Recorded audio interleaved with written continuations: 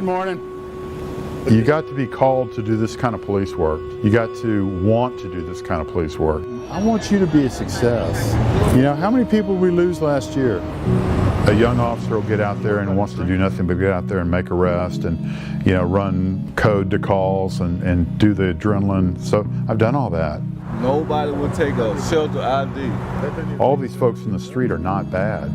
These are people that need somebody to talk to, somebody that cares about them, you know, become their advocate and help them get off the street. I can call her and see if she can get you hooked into her. This is just another kind of police work, and it feels great to help people. Y'all doing okay? Good, how you? So far, so good.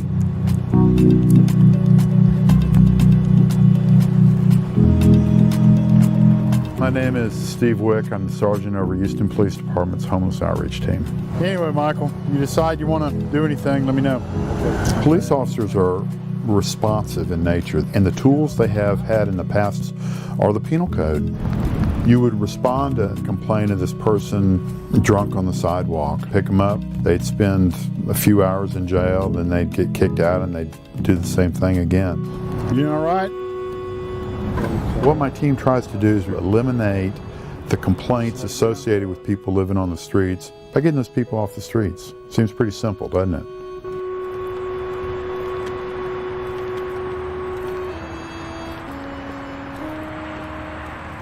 I never wanted to work for HPD when I was young. I just wanted to get out of the city and get into the country. But Houston was a department that offered a lot of diversity.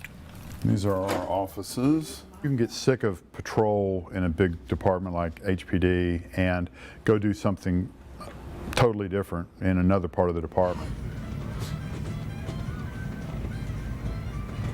When you work in an area like downtown Houston for a long time, you get to know the street population. You talk with them, you learn their stories, you know, you arrest them. I've got great relationships with people that I've arrested, you know, dozens and dozens of times because I care about them.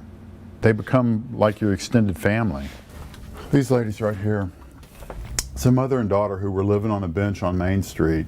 We'd go out on our once-a-month outreach. I'd put them on a van with somebody, and then they'd be back on Main Street in 2 days. The shelters. I got kind of disgusted with not being able to help them, so I sat down on my phone and I called, you know, place to place to place. 45 minutes later, we were able to get her into housing at the Heights House, and they've been living there since, well, it's over 3 years now. I said, you know, we're going to have to do more than just put them on the bus. We're going to have to shepherd them through the process. The department decided to get behind it, and here we are almost 4 years later. When we first started this, in 2010, we got an old van that had been junked, and we pulled it out just for this project. I always remember something that Steve said, think outside the box. And God Almighty, that's it. That's the recipe for it all. You just have to think outside the box.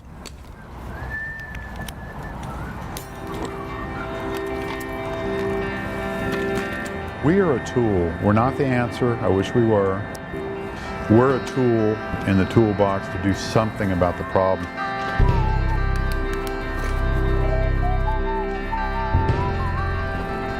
Did he fix it?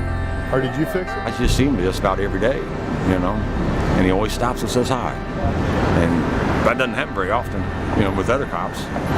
It means a great deal because at least somebody out here cares. You know, there's someone in a uniform that cares. I have two friends in the world. One is Mr. Wick, and one is my cat.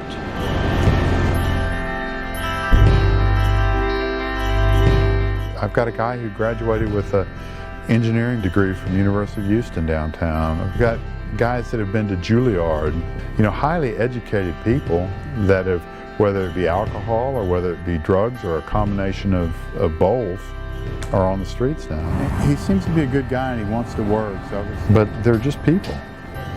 And if we use our uniform or our authority in order to help them access the help that's already available, you know, so much the better.